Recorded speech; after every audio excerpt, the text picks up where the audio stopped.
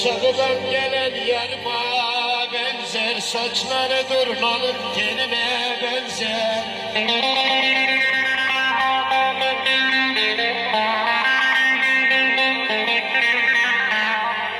Aşağıdan gelen yarıma benzer, saçları durmanın teline benzer.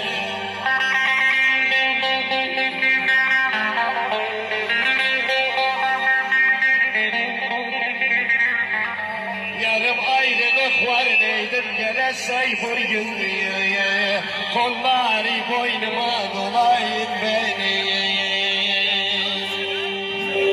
Yarım ayrılık var neydim gele sayfır gündüğü, kolları boynuma dolayın beni. Benim.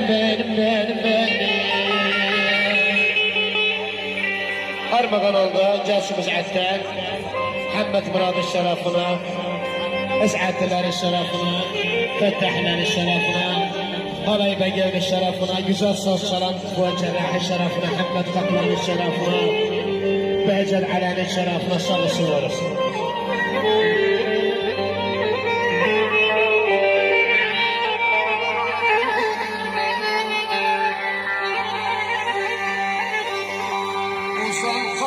Uzaktan olmaz, yarın güzel olsun, değilim malım olmaz.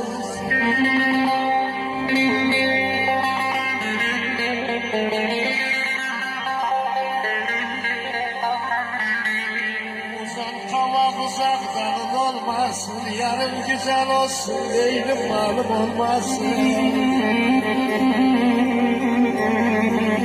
Yarım ayrılık var değilim deme sayfır gibi, kolları boynuma neylim dolayım benim.